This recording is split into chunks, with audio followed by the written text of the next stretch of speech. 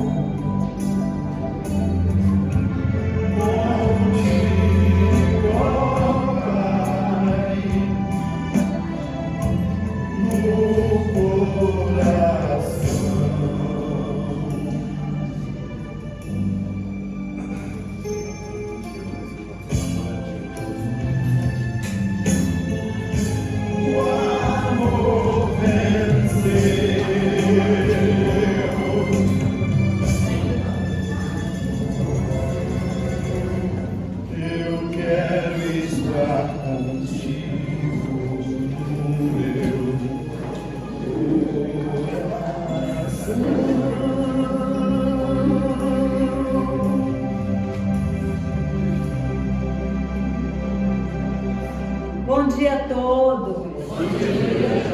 Um domingo maravilhoso para todo mundo. Espero que aproveite bastante a oportunidade de estar aqui, porque já vencemos tantas dificuldades até chegar aqui, e que aproveitemos, né, para que saiamos melhores daqui do que quando entramos, porque a reunião pública é uma reunião de tratamento, de amparo para todos nós. Quando adentramos a nossa casa, a casa está higienizada, a nos receber aqui. Então vamos aproveitar esses fluidos de amor que a gente está recebendo para que a gente saia melhor. Gostaríamos, né, que todo mundo colocasse ou desligasse os celulares ou colocasse para vibrar. É muito desagradável quando começa o orador a falar e toca o celular, tá bom? Então vamos ter esse cuidado, esse carinho com a reunião e vamos esquecer um pouquinho os celulares, vamos nos conectar aqui, porque não adianta a gente estar preocupado lá fora e estando aqui. Então, para o tratamento funcionar, a gente precisa se desconectar com o ambiente exterior, que a gente aproveite o ambiente interior, aproveite essa vibração amorosa do Cristo, tá bom? Vamos pedir a Janete para que leia a página e todo mundo vai acompanhar. Sempre esse agora. Nós estamos igual para Alberto Carlos, viu? Aqui, ó, são muitas emoções. Bom dia a todos. É a lição 156, intuição. Porque a profecia jamais foi produzida por vontade de homem algum, mas os homens santos de Deus falaram inspirado pelo Espírito Santo. Segunda Epístola a Pedro, capítulo 1, versículo 21. Todos os homens participam dos poderes da intuição do divino tabernáculo da consciência. E todos podem desenvolver suas possibilidades nesse sentido, no domínio da elevação espiritual. Não são fundamentalmente necessárias grandes manifestações fenomênicas da mediunidade para que se estabeleçam movimentos de intercâmbio entre os planos visível e invisível. Todas as nações que dignificam a vida humana vieram da esfera superior. E essas ideias mobilitantes não se produziram por vontade de homem algum, porque os raciocínios propriamente terrestres sempre se inclinam para a materialidade em seu arraigado egoísmo. A revelação divina, significando que a humanidade possui de melhor, é a cooperação da espiritualidade sublime, trazida às criaturas pelos colaboradores de Jesus através da exemplificação dos atos e das palavras dos homens retos que, a golpes de esforço próprio, quebram o círculo da vulgaridade que os rodeia, tornando-se instrumento de renovação necessária. A faculdade intuitiva é instituição universal. Através de seus recursos, recebe o homem terrestre as vibrações da vida mais alta, em contribuições religiosas, filosóficas, artísticas e científicas, ampliando conquistas sentimentais e culturais, colaboração essa que se verifica sempre, não pela vontade da criatura, mas pela concessão de Deus. Vamos orar, irmãos. Elevamos nossos pensamentos a Jesus e vamos agradecer, Senhor Jesus, por mais esse dia estarmos aqui, reunidos em Seu nome, para aprender mais um pouco, Senhor, do Seu Evangelho e nos melhorar na nossa caminhada. Que as Suas bênçãos, Senhor, desça sobre todos nós, os encarnados e os desencarnados, Senhor, que tanto necessitam do Seu amparo. Todos nós, Senhor, precisamos. Que o Senhor possa envolver o nosso palestrante, para que possamos, Senhor, colocar em prática e nos ajudar, Senhor, tudo que for falado. Muito obrigada, que assim seja, graças a Deus. Obrigada, querida. Nós temos hoje a alegria, né, de receber mais uma vez na nossa casa. Quanto tempo você não vem aqui, né, Diego? O nosso querido Dilan Araújo, que é da Sociedade Espírita Fraternidade, lá de Niterói. E vamos, né, enviar para ele muitas vibrações de amor, Dylan, seja bem-vindo, muito obrigada por ter aceito o nosso convite. Deus te abençoe nessa exposição. É que dá uma coisa daqui, tá? Ou seja, até meio-dia eu posso falar, né? Contanto que eu olhe para ele. Eu me dou aqui o direito de cumprimentá-los rapidamente, embora a reunião já esteja começada, embora todos os benefícios já estejam sendo recebidos nessa vibração boa que vocês criaram aqui na atmosfera do salão, com as músicas, com a palavra vibrante também da Glaze, né, que traz essa energia para a gente. E é bom para a gente sair do entorpecimento do domingo pela manhã. Como a gente precisa dessa vibração mais intensa, desse encorajamento para a gente seguir aí o nosso dia, tirando todo o proveito que a gente puder tirar nessa experiência aqui da Casa Espírita. Para mim é um retorno sempre ao Ana Viana, porque eu já passei aqui quando criança. Fui evangelizado aqui na casa durante um tempo. Isso foi lá nos anos 1990, a Duda nem era nascida naquela época, e a gente já estava aqui. Vinha à Casa Espírita pela evangelização, gostava bastante, mas vinha também para comer as pizzas que a Dona Dulce fazia. Na época era a gestão da Dona Dulce. Isso, lembro. A gente vem para a Casa Espírita também pelo lanche, né? Dependendo daquilo que é ofertado na cantina, a gente vem animado. E quando criança eu vinha assim várias vezes, pensando que depois da evangelização tinha o horário do lanche. A gente acabava de almoçar e já chegava com fome na Casa Espírita. Mas esse acolhimento que a gente recebia na Casa Espírita e tudo aquilo que a gente não sabia que estava buscando, mas estava buscando, fez diferença a tal ponto de que até hoje nós estamos aqui na doutrina espírita. Graças ao trabalho de tanta gente que abriu as portas da Casa Espírita, que organizou as cadeiras, que planejou a evangelização, que cuidou também da casa material. Jesus já nos ensinou que no mundo todos os templos são de pedra. E como templos de pedra, eles têm um certo período de validade. As paredes não estarão aqui erguidas para sempre. No caso do Ana Viana, tem mais 1000 anos de contrato. Mas um dia esse contrato acaba. E o mais importante é a gente saber que durante o período de vigência e atividade da Casa Espírita, nós tivemos aqui a oportunidade de erguer um templo verdadeiro, que é o templo da fé viva nos nossos corações. E daí essa ajuda da Casa Espírita ser tão importante e necessária. A gente chega aqui, encontra a porta aberta, e essa porta material que está aberta, ela vai nos ajudar aos poucos a erguer esse templo no nosso coração. Esse trabalho, que é só nosso, intransferível, de erguer dentro de nós o templo da fé viva, está bem no cerne da nossa discussão de hoje.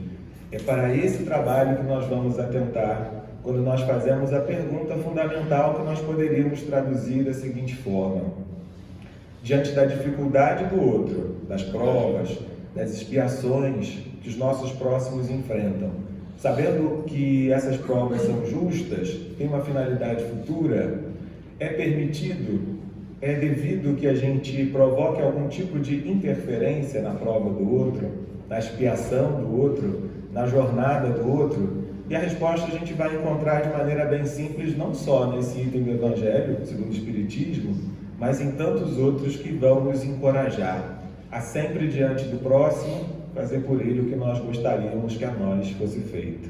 A lição é simples, né? Mas a gente repete porque dentro de nós colocamos muitos obstáculos para fazer aquilo que a gente percebe que precisa ser feito. E aí, para que a gente se encoraje e dê esse passo à frente, nós temos recursos dos mais variados oferecidos na Casa Espírita. É fundamental que a gente perceba, por exemplo, o papel da música. Como é bonito ver aqui a turma cantando de uma forma que só aqui na SEAD vai se cantar a música, porque é a música mais conhecida pela Assembleia, que está presente aqui nesse salão, produzindo assim esse evento singular, que é vocês cantarem a música que aqueles que assistem a essa reunião já conhecem. E aí aquela vibração específica que ajuda dentro de nós a repercutir as emoções boas, os sentimentos bons. Aqueles que vão nos ajudar a combater as sombras que a gente ainda carrega, mas que com certeza vão ficar aí pelo caminho. Esse encorajamento da presença coletiva dos nossos companheiros e companheiras de caminhada, como isso é importante para nós, entender a força que esse momento pode nos dar. Porque quando a gente reconhece que a fonte é boa, a gente leva um cantil bem grande, né? Um copo bem grande, o maior que a gente puder, para poder colher e depois utilizar ao longo da jornada. Então, sejamos bons coletores enquanto estamos aqui na Casa Espírita, na certeza de que aqui a gente tem recursos valiosos, na certeza de que, sintonizando aqui com as forças do bem, nós vamos sair mais prontos para as jornadas que nos aguardam aí no decorrer da semana. No Evangelho segundo o Espiritismo, capítulo 5, nós aprendemos que são bem-aventurados os aflitos. E a proposta da casa hoje é para que a gente fale de um item que está aí dentro desse contexto. Nesse capítulo nós lembramos que estamos no mundo de provas e expiações. A princípio não é uma boa notícia, né? A gente queria chegar na Terra na hora do recreio, na hora do lazer. A gente queria chegar aqui e encontrar a obra pronta. Mas a obra está sendo construída, é importante que a gente saiba disso. Às vezes eu brinco perguntando, imagina você que um espírito que está reencarnado lá em Vênus dissesse assim para você, olha, aqui em Vênus a gente não tem problemas sociais, ninguém passa fome. Aqui a discussão política é bem qualificada porque está todo mundo pensando no bem-estar coletivo, no bem-estar de todos. Aqui a gente não tem problemas em relação à violência, mas nós temos uma arte muito bem desenvolvida, nós temos uma filosofia bem desenvolvida, as escolas são maravilhosas.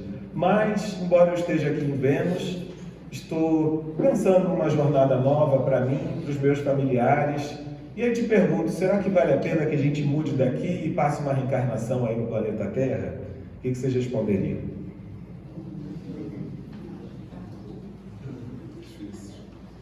Talvez a gente diga assim, olha, se você vem para cá, vai ficar uma vaga aí, de repente eu vou.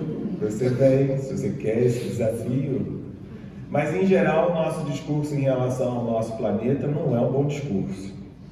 Nós vamos falar dos problemas, das questões que o planeta Terra enfrenta, e é esse o aspecto em que a gente reconhece que nós não estamos aqui na Terra na hora do recreio. Poderíamos até dizer que é importante que a gente perceba também o quanto essa mesma humanidade na Terra que a gente critica é a humanidade que patrocina a nossa jornada aqui. Nós enxergamos com mais facilidade os problemas, mas são esses mesmos companheiros e companheiras que estão aqui com a gente hoje, que já passaram antes de nós, que construíram o caminho para que a gente estivesse aqui agora. Quantos patrocinadores anônimos nós temos na nossa reencarnação? Por exemplo, quem é que está vestindo uma roupa que costurou sozinho? Quem é que chegou por aqui andando só por ruas que abriu sozinho? Você foi lá e desbravou o caminho, abriu a rua, asfaltou. Quem é que vai se alimentar hoje somente daquilo que plantou? Então todos nós estamos aqui porque tivemos muita ajuda e muito patrocínio de outras pessoas. Algumas foram remuneradas pelo que fizeram, outras não foram. Algumas foram reconhecidas e outras não foram. Mas a gente só chega aqui com a ajuda e patrocínio de muita gente. Então essa mesma humanidade na Terra que a gente ainda olha assim, né? Melhor Vênus. É a mesma humanidade que permite que nós estejamos aqui agora, com todos esses patrocinadores anônimos, né? Com toda essa contribuição anônima. Mas não estamos errados em avaliar que o momento da Terra ainda é um momento de edificação. Isso é importante para nós. Saber que quando você chega numa construção feita, você já pendura a sua rede, balança na rede e toma sua água de coco. Mas quando você chega num canteiro de obras, você sabe que está sendo convidado a trabalhar. Que aquele edifício que você quer encontrar no futuro ainda precisa ser construído. E a notícia é que a gente chegou para ajudar nessa construção. Isso é importantíssimo. Somos chamados para atuar nesse momento, porque na condição de tarefeiros nós temos a possibilidade do nosso desenvolvimento, do nosso aprimoramento. Como é que a gente se aprimora? É tentando servir. E por que o amor é para a gente tão importante? Porque ele é a maior mobilização do tarefeiro ao serviço. Quando você ama, você quer fazer aquilo que está ao seu alcance fazer pela criatura ou pelas criaturas amadas. Você quer uma mobilização mais potente do que essa? Aqueles que já estão pais, mães, mas que também estão irmãos, filhos, enfim. A capacidade que a gente vai desenvolvendo de trabalhar, mesmo sem receber alguma coisa em troca, ela é enorme a partir do amor. E essa vontade de trabalhar é que vai nos tornando cada vez mais bem preparados para o serviço, e assim a gente desenvolve as nossas aptidões. Aquele pai que já não sabe mais nada de matemática, mas quando a criança chega naquela fase e está sendo reprovada, ele vai abrir o livro de novo para lembrar como é que faz. Aquela mãe que quer auxiliar a criança no trabalhinho da escola, mas esses filhos vão crescer, vão ter desafios novos, e aqueles que querem ajudá-los vão continuar tentando entender das coisas para poder ajudar. A mesma coisa pode acontecer no seu ambiente de trabalho. Quando você percebe que tem determinada coisa que nem é função sua, mas você percebe que se você puder auxiliar, será melhor para todos. E aí, nesse esforço do auxílio, vem o nosso autoaprimoramento.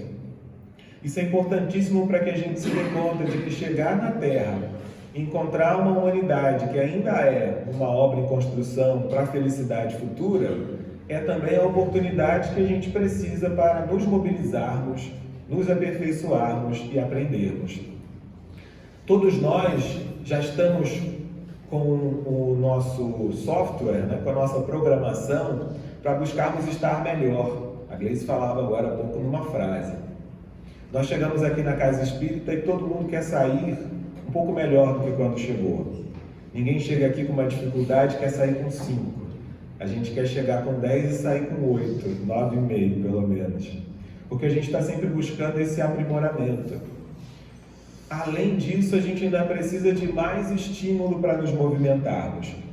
Não à toa, a gente reencarna com um corpo físico que precisa de tudo. Você precisa levantar para beber água. Você precisa levantar para comer. Você precisa levantar para buscar, de alguma forma, aquilo que você precisa para transitar aqui mais ou menos na vida material. A vida material é cheia de necessidades. E tudo isso são estímulos para que a gente levante. Imagina que se você não precisasse levantar para beber água, não precisasse levantar para se alimentar. Nós estamos reunidos aqui buscando o Espiritismo, mas numa comunhão também de tosses, de gente fungando, gente espirrando. Quem não está tossindo, fungando ou espirrando hoje não está reencarnado, né? Alguém tem que se cutucar para saber se está reencarnado. Mas nós estamos aqui com todos esses estímulos, inclusive a necessidade de manter a saúde do corpo físico como estímulos para que a gente se movimente. Às vezes, no domingo de manhã, você não quer levantar, sair debaixo do cobertor por nada. Imagina se você não sentisse fome. Imagine se sua vida tivesse resolvido e não tivesse o grande mobilizador do boleto, que precisa ser pago. Que a casa já estivesse arrumada, que tudo estivesse pacificado. Será que a gente ia levantar? A providência divina entende que na maioria das vezes não. Por isso é que deu para a gente todas essas necessidades de cuidar do nosso corpo, de manutenção da vida. Então, tudo isso é para dizer que nós estamos numa terra que depende do nosso trabalho, que nos estimula o tempo todo a levantar e a desenvolver as nossas virtudes. E esse desenvolvimento corresponde à nossa aproximação diária a uma condição de alegria de viver e de felicidade. Abraçar a proposta do nosso autoaprimoramento, de acordo com as possibilidades de serviço que surgem, é a condição que a gente precisa para nos aproximarmos da felicidade. Tentar resistir, buscando para nós um conforto que ainda não é nesse momento da nossa vivência no planeta, né? Buscar para nós uma condição de privilégio, de pouco trabalho, é tentar resistir a essa marcha natural do progresso. E assim a gente vai encontrando mais dificuldade para manter a alegria de viver. Esse raciocínio que serve para nós, serve para os nossos semelhantes. Então, o nosso papel de encorajamento para que os nossos semelhantes aceitem a proposta evolutiva e sigam da melhor forma possível na caminhada em direção à felicidade é uma tarefa importantíssima. Em resumo, nós vamos buscando acender a nossa luz, porque o que acende a luz, André Luiz nos ensinou, é o que primeiro se ilumina. Mas à medida que nós vamos nos iluminando, nós vamos iluminando também o ambiente ao nosso redor, na medida das nossas possibilidades, claro. E assim a gente contribui também para que os nossos irmãos interessados em buscar o caminho do amor o encontrem com um pouco mais de facilidade. Esse é o cerne do que a gente tem para conversar. Eu gosto de entregar, porque às vezes o irmão só te visita, e aí você já saiu com o cerne, já pode dizer, olha, eu já sei qual era o raciocínio principal. Dali para frente eu experimentei no desdobramento aquela questão. Mas é importante que a gente tenha clareza em relação ao motivo de estarmos aqui. Isso vai nos ajudar a entender melhor todo esse capítulo 5 que vem falar das aflições. O mundo é de provas e expiações. Cada um de nós está agora enfrentando uma determinada condição na vida. Eu não sei dizer quais são as condições que vocês estão enfrentando. O que a gente pode dizer com tranquilidade é que, seja qual for a prova, ela tem uma causa justa no passado, cada um vai colhendo aquilo que planta, e tem ao mesmo tempo uma finalidade futura, porque ao passar pela prova, nós estamos mais bem preparados para aquilo que ainda temos para viver. Como é simples para a gente analisar a importância das provas que a gente viveu no passado. Como a gente olha e diz assim, olha, se eu não tivesse passado por isso, hoje eu não estaria tão forte quanto estou. Hoje eu não saberia lidar com essas experiências, que no passado eram mais difíceis e agora eu já consigo um pouco mais. Foi subindo várias vezes a colina do Ana Viana que as minhas pernas foram ficando mais fortes na infância. E aí isso foi me preparando, porque depois eu mudei para o Mutuá e fui morar numa colina ainda maior. Então eu tive uma etapa de preparação. Hoje eu não subo mais as colinas para chegar em casa, talvez vocês subam, né? Mas graças a esse período de caminhada, eu passei o resto da vida gostando de caminhar, gostando de correr. Ou seja, uma coisa simples que acontece ao longo da nossa trajetória pessoal, ela vai nos ajudar a nos preparar para os desafios futuros. Não é difícil que a gente olhe para trás e reconheça isso, né? E pense assim, olha, eu só aprendi isso porque eu passei por uma infância assim, por uma adolescência dessa forma. Graças à convivência com essa pessoa da família, hoje, quando eu tenho que conviver com pessoas com personalidade semelhante, eu já sei mais ou menos como navegar. Então não é difícil em relação ao passado. A nossa dificuldade ainda é em relação ao presente. Aquela prova que está ativa, que está acontecendo agora. É mais fácil a gente falar com tranquilidade da dor de dente que já passou, do que falar com a mesma tranquilidade da dor de dente que está acontecendo no momento. Porque, claro, o nosso corpo traz esse pacote de estímulos para impulsionar o desenvolvimento do espírito. E é por isso que dentro do nosso corpo, sem sair dele, a gente já encontra às vezes manhãs que são mais fáceis, manhãs que são mais difíceis. Às vezes a gente critica o outro e a gente se esquece que somente a experiência de estar no corpo do outro já é tão diferente da nossa que a gente não tem condição nenhuma de avaliar. Porque o que sou eu dentro do meu corpo quando eu estou, por exemplo, com fome? Humor maravilhoso a gente tem, né? Imagina, na hora da fome. E quando você está quase dormindo, você percebe o pezinho ficando quente, o espírito vai se emancipando, vem alguém lá e te chama, ô fulano, alto assim. Aí você volta para aquela experiência do corpo. Com humor excelente, né? O que somos nós, atacados pela rinite, gripados, enfim, quantas vezes o nosso corpo, sem sair do nosso corpo, nós estamos encontrando dificuldades maiores. Por quê? Porque o nosso espírito, mais próximo ainda da infância, no seu processo de desenvolvimento, ele é bastante afetado pelo corpo e pelo ambiente ao seu redor. À medida que o espírito evolui, ele passa a ter uma bagagem espiritual tão forte que ele vai conseguir fazer com que as suas boas tendências, as suas virtudes, elas se expressem o tempo todo, independentemente das condições ao seu redor. Mas a gente ainda está na infância espiritual. Então, as diferenças de um corpo para o outro, a diferença de um ambiente para o outro, nascer, reencarnar e crescer no Mutuá, ou crescer em outro lugar, faz muita diferença para nós, que ainda estamos muito assujeitados às questões externas, na medida em que o nosso patrimônio espiritual ainda é pequeno. Então, reconhecendo tudo isso, nós vamos entendendo aos poucos que estamos nós e os nossos semelhantes num processo de crescimento, de aprendizado. E é como aprendizes que a gente precisa se olhar. É como jornadeiros, né, que estejam ali no início da sua corrida, que a gente precisa se olhar. porque aí a gente vai entender melhor como proceder diante do outro. Muito bem, então muda de provas e expiações, provas e expiações. Não estamos na hora do recreio, mas temos lá os nossos momentos de refazimento, como esse que a gente tem aqui na Casa Espírita. Reconhecemos que as provas, então, têm um motivo justo, uma causa justa em relação ao passado, e ao mesmo tempo as provações de hoje nos ajudam para que amanhã nós estejamos mais fortes, mais prontos, mais aptos a sermos felizes. Isso é importante.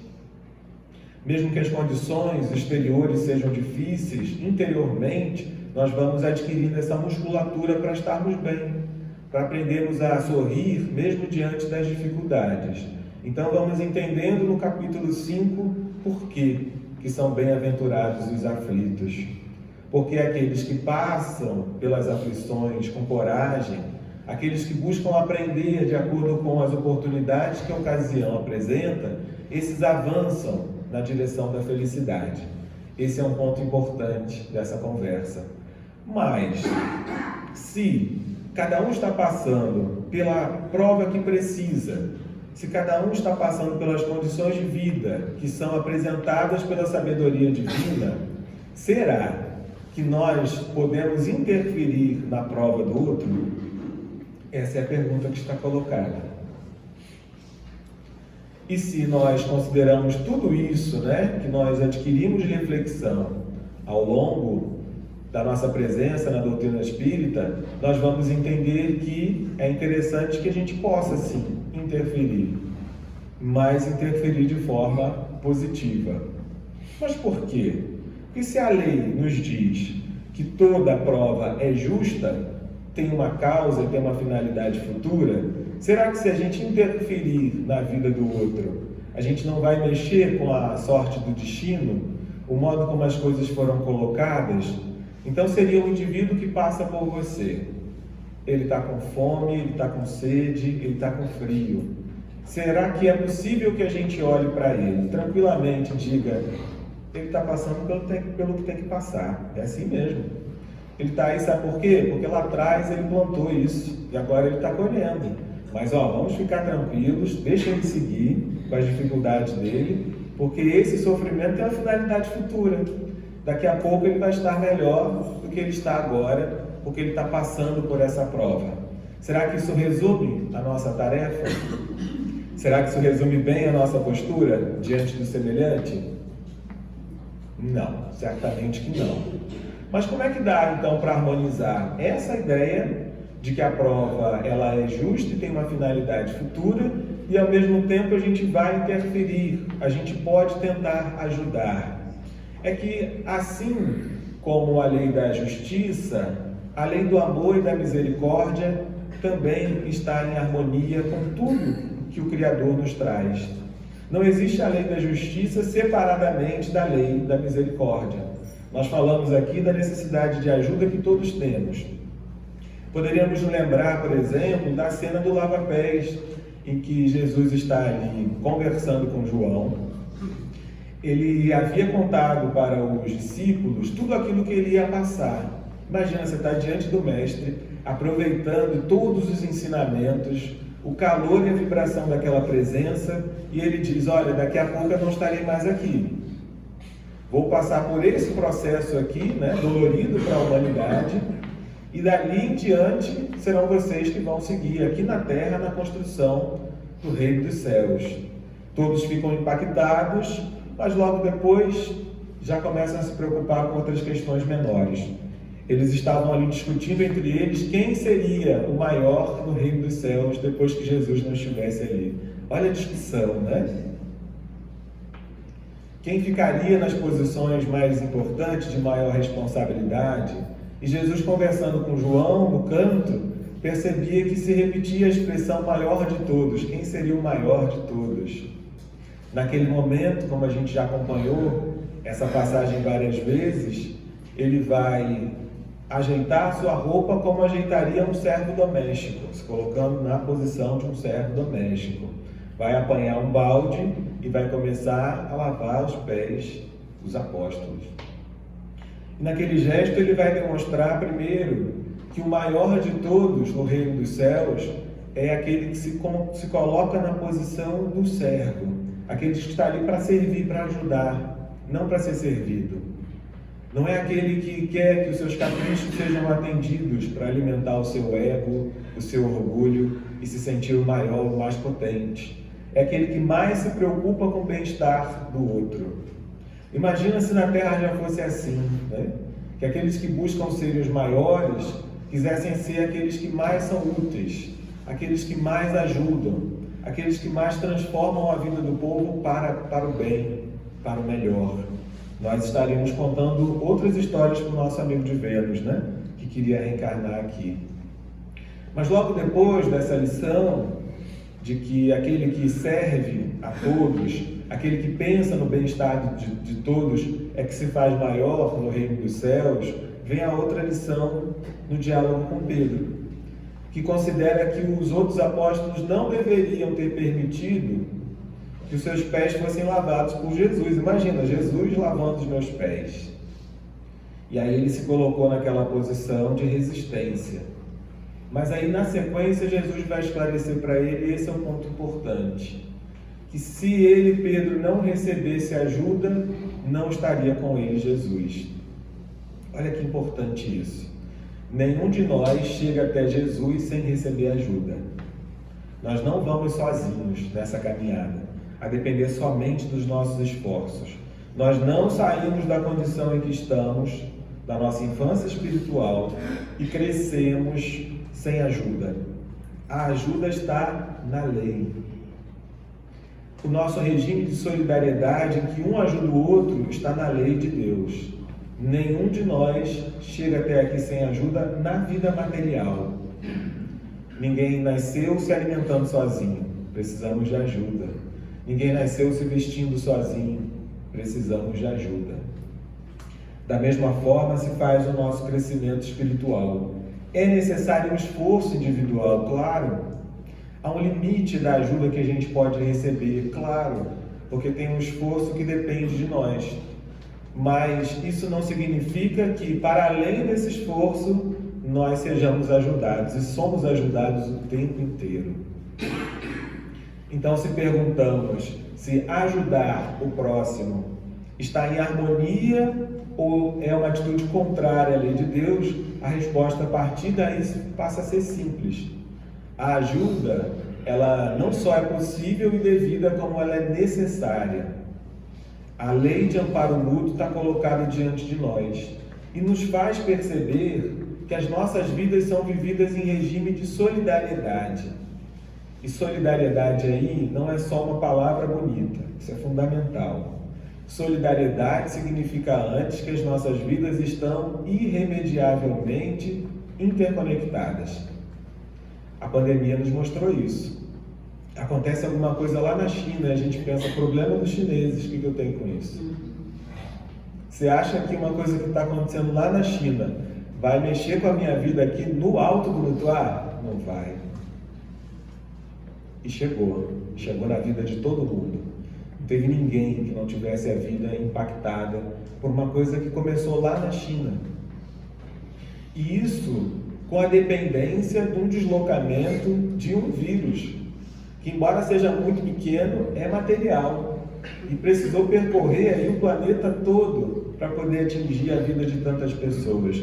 Imagina a nossa interconexão no regime espiritual da vida, em que as nossas vibrações, os nossos pensamentos afetam aqueles que estão ao nosso redor com uma facilidade muito maior. O regime geral de bem-estar na Terra depende do pensamento, da forma de vibrar e sentir de cada um de nós. Olha que coisa! Então não haverá um planeta feliz se nós não trabalharmos pela felicidade do nosso próximo. Não é possível que sozinho nós busquemos o nosso bem-estar. Até porque nós só crescemos espiritualmente na medida em que nós cooperamos também para o bem-estar ao nosso redor. Está lá bem escritinho no Livro dos Espíritos, né? Como é que a gente progride? O que é necessário fazer para progredir? E esse progresso se dá ao mesmo tempo dessas duas formas. Nós só crescemos na medida em que vamos cooperando para o bem-estar do próximo ao nosso redor. E a gente trabalhou isso no ano passado, no último EMESG, né? No último encontro das mocidades, das juventudes espíritas.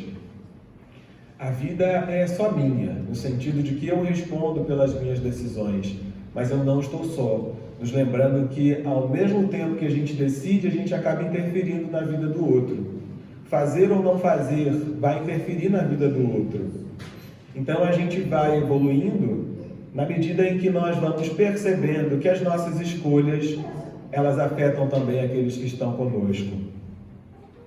Que se mais felizes em casa, nós podemos contaminar positivamente, contagiar, para ficar uma palavra mais bonita, né? Para um efeito bom.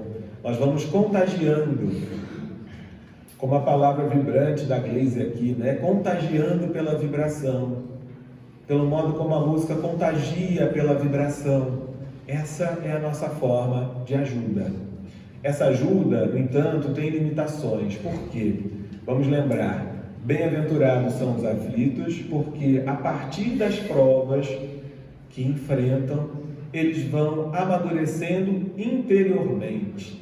O processo da construção do reino dos céus, ele se dá também no mundo material, mas ele é sobretudo uma edificação interior. E quem é que pode lá agir, né, no íntimo do outro e forçá-lo a desenvolver a paciência? Forçá-lo a desenvolver o perdão, a benevolência, a indulgência? Não é possível. Essa é a parte que cabe ao indivíduo. Mas a todos nós existe a possibilidade de encorajar como nós temos sido encorajados, aliviando, por exemplo, as dores materiais. Então, se nos encontramos com aquele indivíduo, né, aquele personagem fictício que eu criei agora há pouco, que está com fome, que está com sede e que está com frio, é importante a gente saber que ele não está naquela condição à toa, mas é importante também a gente saber que o auxílio faz parte da lei, e que se não podemos forçar aquele indivíduo a ser mais paciente, mais humilde, de acordo com a prova que ele enfrenta, nós podemos acalentá-lo, para que mais encorajado ele se sinta mais pronto.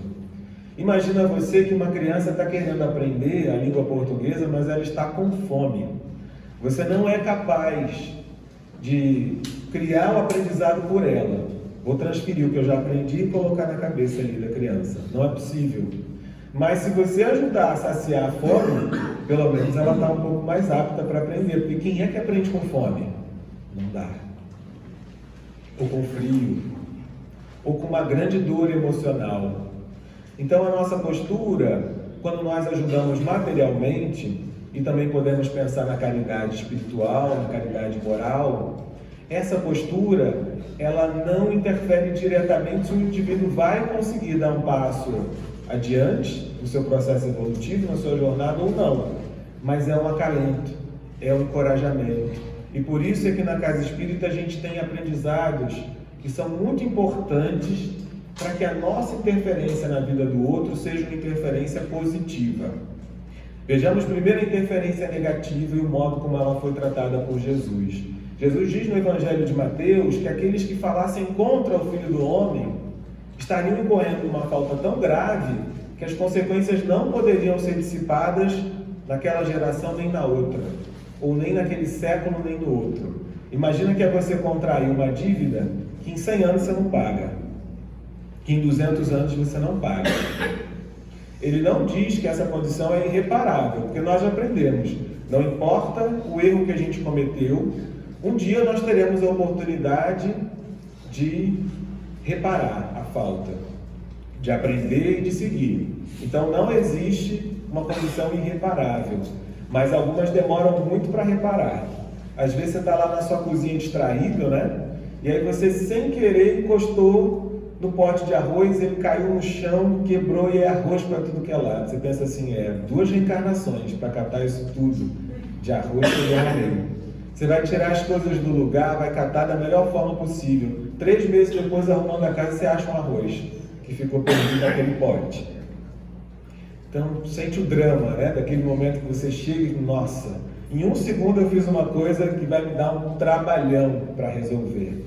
Do ponto de vista do Espírito, essa é a falta daqueles que atentam contra o Filho do Homem. O que Jesus queria dizer com isso? Ele passa na Terra ensinando a Boa Nova para o encorajamento e para a evolução geral, para ajudar na implantação do amor. Aquele que atenta contra esse objetivo, ele causa um prejuízo muito grande na humanidade. Aquele que no lugar do amor prega o ódio, por exemplo. Aquele que no lugar da esperança leva o desespero. No lugar do ânimo leva o desânimo. Esse comete a pior falta que é possível cometer. Por quê? Vamos lembrar, nós colhemos de acordo com aquilo que nós plantamos, certo? Então, se por exemplo, eu coloco o pé na frente do Diego quando o Diego está caminhando e ele cai, o Diego pode contar aquele tropeço como uma falta a menos. Pronto, estava devendo uma queda, já caí, posso levantar e seguir adiante. A minha interferência é negativa, não justifica o meu papel. Mas para o Diego, a condição dali para frente é de uma queda a menos. Agora, se eu incentivo o Diego a derrubar pessoas, e ele vai junto comigo, a partir dali, a minha interferência na vida dele vai fazer com que ele tenha mais problemas, porque ele está plantando mais sementes negativas para colher os tropeços futuros. Por isso a dureza de Jesus é falar sobre os falsos profetas, porque eles desencaminham multidões. Eles encorajam multidões ao cometimento de delitos. Então a gente imagina qual é o tamanho dessa dificuldade. São Gonçalo poderia ser, por exemplo, uma cidade mais feliz, mas passa por aqui um falso profeta, ele consegue contaminar a multidão que vai vibrar ali no desespero e no ódio e que vai começar a tomar atitudes muito ruins. E qual é a consequência dessas atitudes no tempo e no espaço? Quanto tempo esse coletivo vai demorar para conseguir estar quites com a lei divina? Então esse é um erro gravíssimo sobre o qual Jesus falava. A atitude dos falsos profetas, ou aqueles que simplesmente atrapalhavam que a boa mensagem se espalhasse. Alguns pregam ódio, outros simplesmente estão ali na calúnia, na difamação, ou na brincadeira exagerada que não permite que a boa mensagem chegue, né? Aquela postura de desrespeito no momento em que alguém está falando de uma coisa séria e importante. É uma forma de atrapalhar que as coisas avancem coletivamente. Então, a gravidade é tão grande que Jesus usou essa figura para dizer: aqueles que prejudicam o desenvolvimento coletivo, aqueles que disseminam o ódio, a desesperança, aqueles que levam a humanidade a cultuar o bezerro de ouro, né? Aqueles que estão ali só no culto material, incentivando o povo a seguir só no culto material, eles prestam um serviço tão grande que eles vão precisar de muitas oportunidades futuras para conseguir atenuar, apaziguar, anular o efeito do mal que eles fizeram. E vão ter oportunidade de fazer isso, como muitos já tiveram, e vão fazer isso naturalmente implantando bem, agindo pelo bem, porque nós já aprendemos, o amor, ele cobre a multidão de pecados. Mas essa gravidade é o que a gente queria acentuar. Nós acabamos, às vezes, interferindo na vida do outro. Não precisa ser coletivamente, pode ser individualmente. Aquela pessoa que vem trazer uma questão e a gente, no lugar de encorajar, desencoraja. Larga isso. Ficar passando por isso por quê? E às vezes a gente fala isso sem avaliar qual é a consequência real daquela pessoa e de outras, se ela realmente simplesmente largar aquela prova. Quantas vezes alguém chega e traz uma questão e a gente, em vez de acolher, a gente já começa na primeira frase a querer apresentar soluções prontas para a vida do outro, né? Então chegou aquele indivíduo com fome, com sede, com frio, ele começa a falar do frio e você fala, porque você fica muito disposto ao vento. Sai do vento que resolve. E ele não teve oportunidade de falar da fome, das dores do espírito, simplesmente segue adiante porque não foi acolhido. E aí se aproxima um pouco mais do desespero se não tiver a resiliência. Então, quando a gente fala do encorajamento, é pensar no oposto. É pensar em acolher aquele que chega da maneira como ele se apresenta. Acolhimento faz muita diferença, muita diferença. Às vezes o indivíduo chega na casa espírita levando as dificuldades que lhe são próprias. Como é que ele vai ter a tranquilidade, a coragem de se expor para receber ajuda se ele se encontrar com um ambiente que diz que o modo dele de viver está todo errado? Para entrar aqui não pode ser com essa roupa. Para entrar aqui você não pode ter esse cabelo. Para entrar aqui não pode ter essas tatuagens. O indivíduo simplesmente não pode entrar. Então, em resumo, eu tenho que ir embora. Ou ele fica, mas ele fica por anos escondendo o que ele realmente carrega.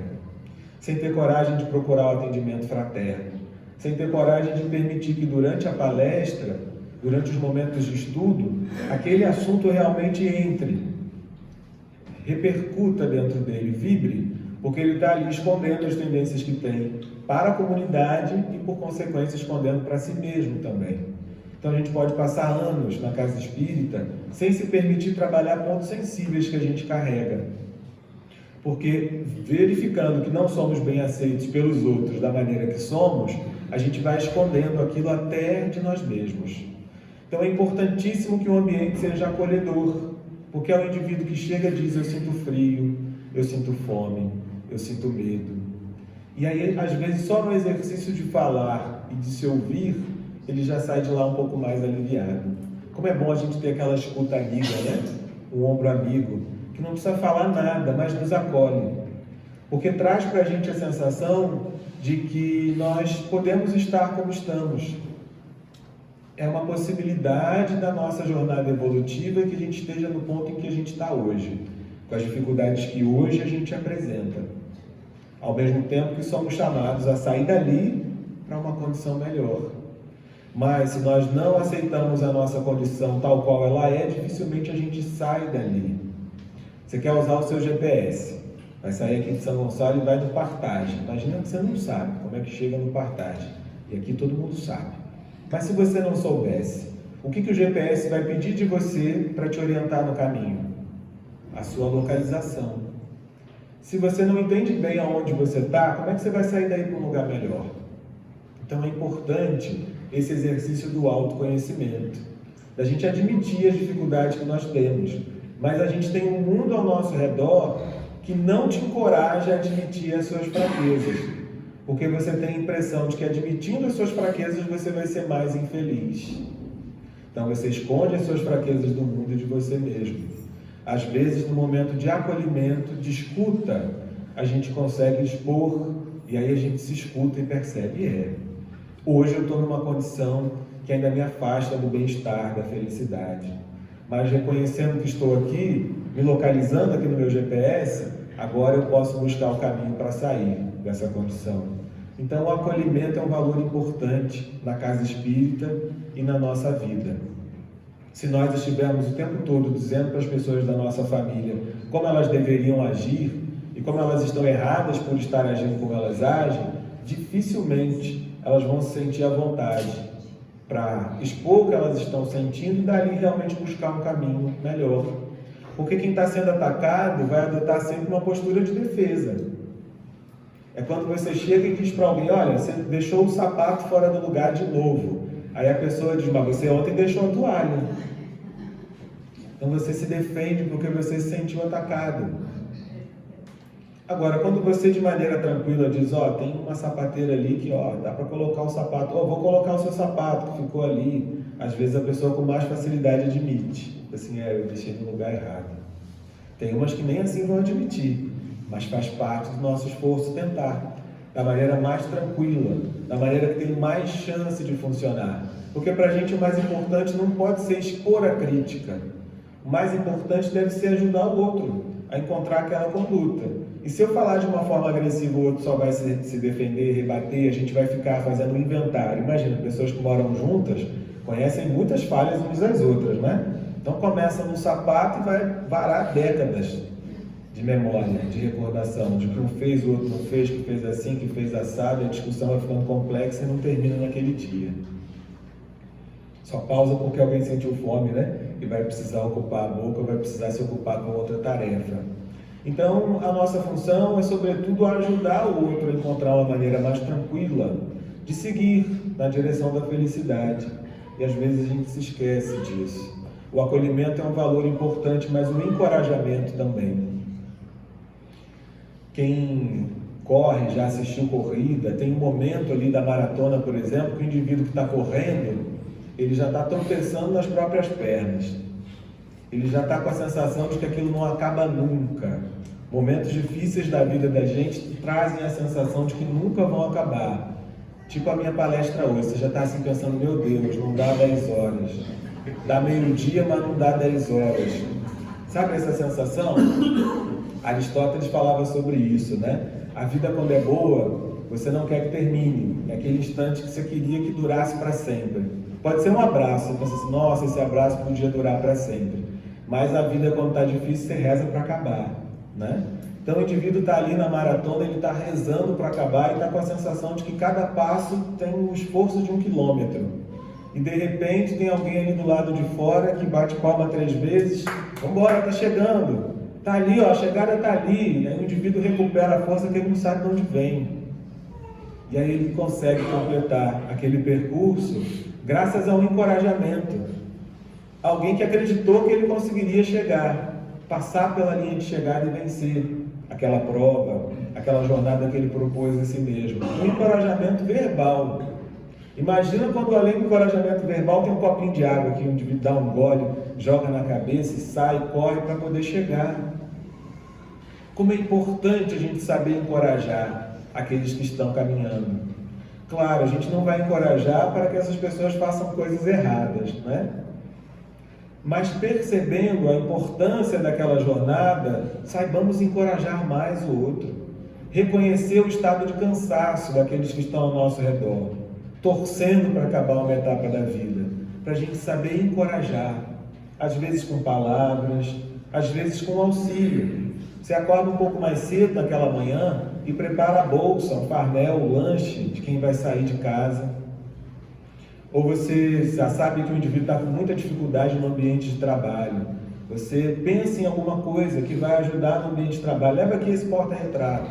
Leva aqui essa mensagem para você ler hoje, né? Comida quase sempre funciona.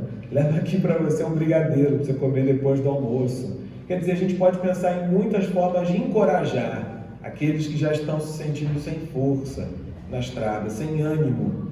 E olha que a falta de ânimo hoje é um problema praticamente generalizado. O quanto nós estamos nos sentindo cansados. Se a gente pudesse avaliar aqui, né, a resposta mental de vocês, eu tenho certeza que a estatística daria 90% se sentindo cansado. E menos de 10% dizendo, não, eu estou na plena vitalidade do meu tônus mental, pronto para sair daqui e resolver os problemas do mundo, né? O desânimo é uma característica do nosso tempo.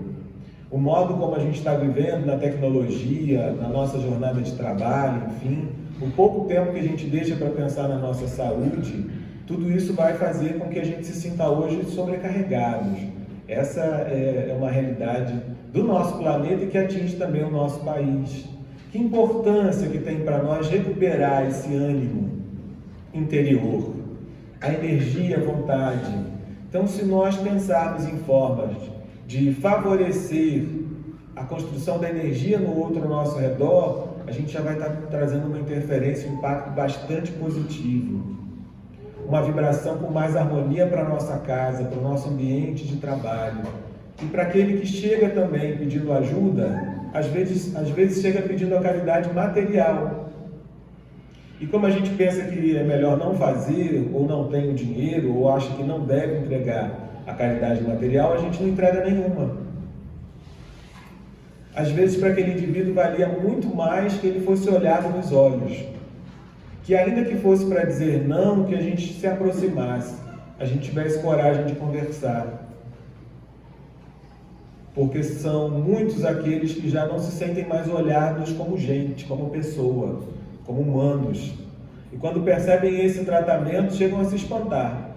Às vezes nem tão prontos, né, para serem abordados como se fossem pessoas, porque a multidão costuma caminhar e ignorar e considerar invisíveis aqueles que estão no caminho.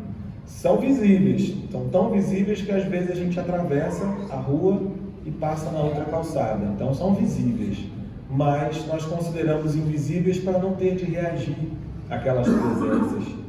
E aí nós esquecemos que, para além da caridade material, que você pode avaliar naquele momento se faz ou se não faz, tem essa caridade que é a moral importantíssima. Imagina se é você numa calçada a perceber o dia inteiro que boa parte dos passantes atravessam a rua quando chegam perto de você. Imagina como isso repercute interiormente.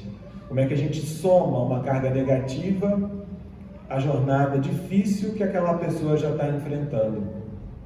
Então, tudo isso é para dizer que, irremediavelmente, nós já estamos afetando a vida dos outros ao nosso redor. Só por estarmos aqui agora, vibrando e sentindo, nós estamos somando alguma coisa para a economia geral dessa reunião.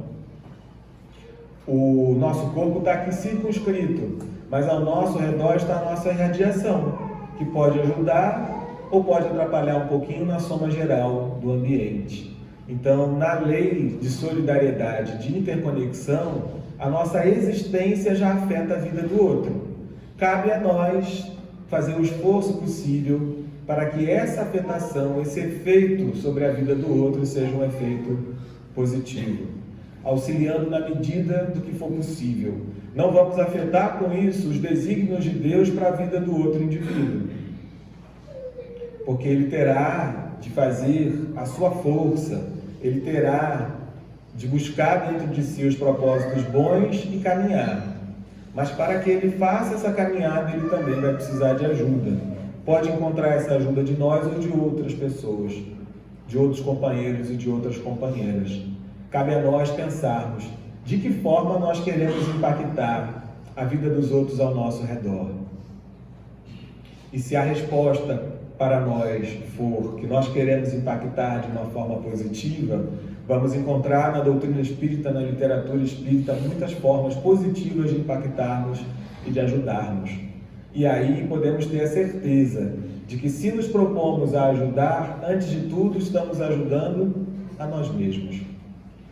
Por isso é essencial que essa porta esteja aberta hoje, que essa luz esteja acesa hoje aqui no Ana Viana, porque essa luz acesa nos ajuda no nosso fortalecimento, nos ajuda a acender a nossa luz interior. E aí, mais uma vez, auxiliando a nós mesmos, nós vamos também aprendendo a auxiliar os outros. Buscando a nossa alegria de viver, nós vamos contagiando outras pessoas. E, se precisarmos responder a questão, devemos interferir nas provas dos nossos semelhantes ao nosso redor, sempre que possível e de forma positiva. Obrigado pela atenção de vocês.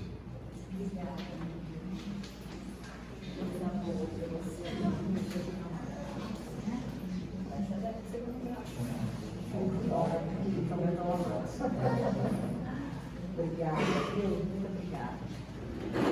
Nós estamos agradecendo, né, ao nosso querido Dylan pela exposição, que coisa boa, né? A gente ficaria aqui um bom tempo te ouvindo, viu? Eita, porque a gente mora não. Bem, gente, eu queria saber se tem alguém pela primeira vez na nossa casa. Tem alguém?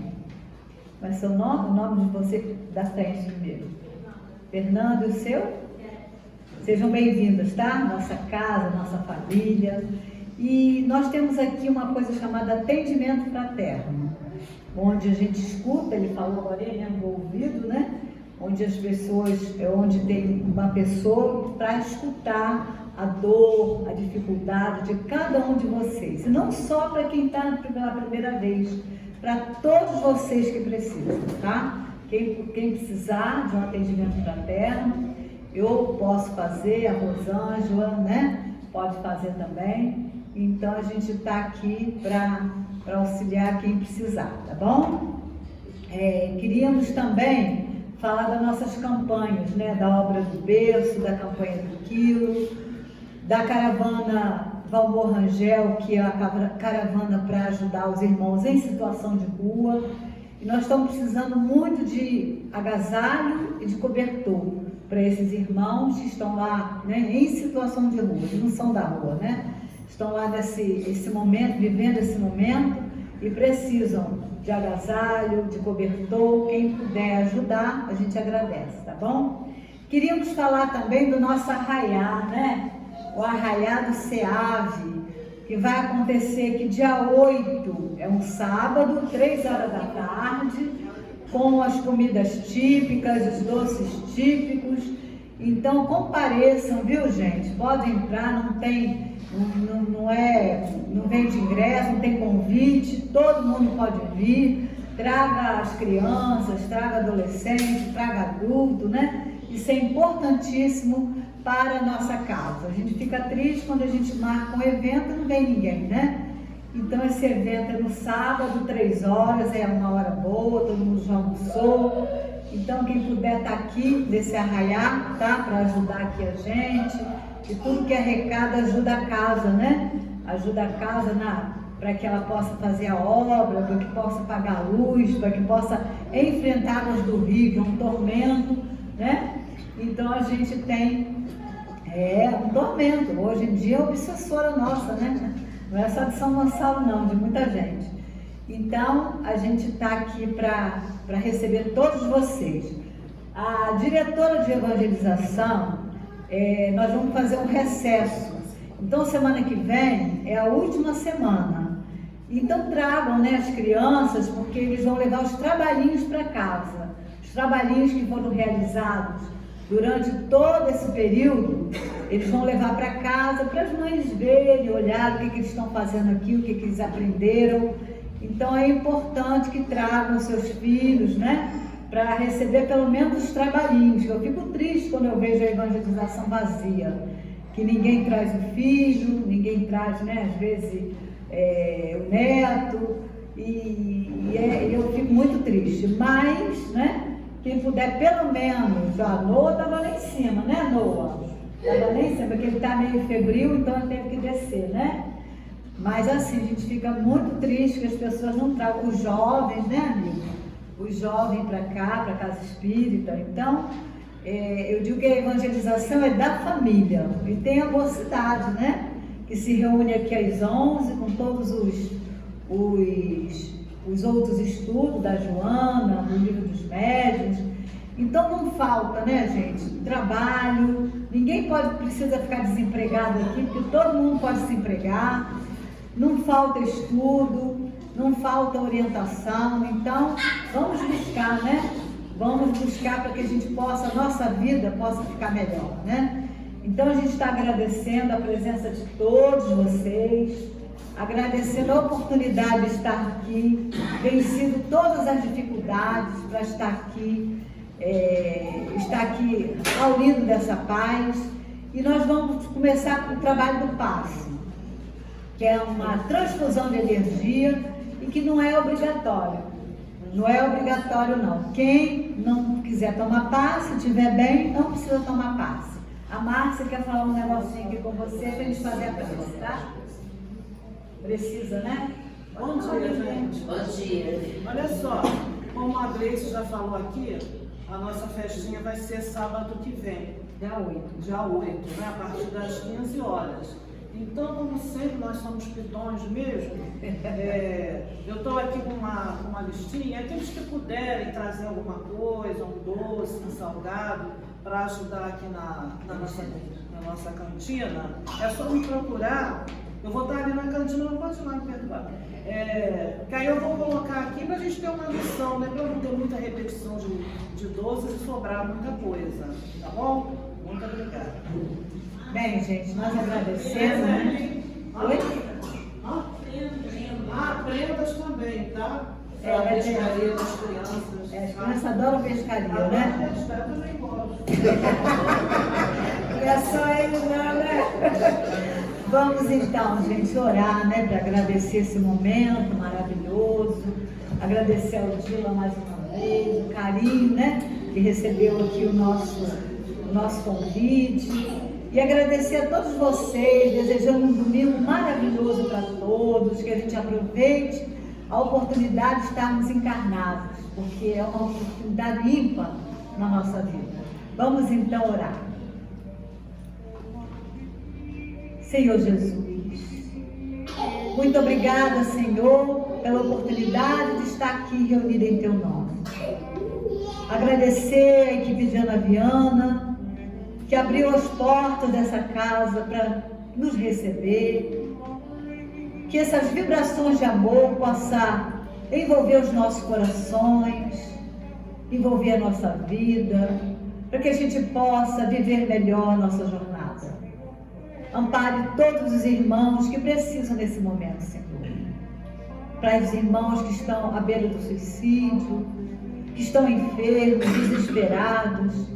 Que a tua luz se irradie sobre esses irmãos, levando o consolo, a esperança para esses irmãos, para que possam, Jesus, entender as suas provas e poder passar nessa jornada com mais tranquilidade. Muito obrigada, Jesus, por o Senhor estar aqui conosco sempre. Obrigada, Senhor, pela força que nos dá, pela esperança que traz aos nossos corações e pela essa doutrina de amor que nos dá tantas bênçãos e tantos caminhos a seguir, Senhor. Obrigada por tudo que nós estamos recebendo e que a tua luz e a tua misericórdia possa fazer presente sempre em nossas vidas. Muito obrigada por essa casa, por essa oportunidade, por essa luz que está envolvendo a todos nós. Muito obrigada, graças a Deus. Bem, gente, um domingo maravilhoso para todos, tá? Muita paz no coração de vocês.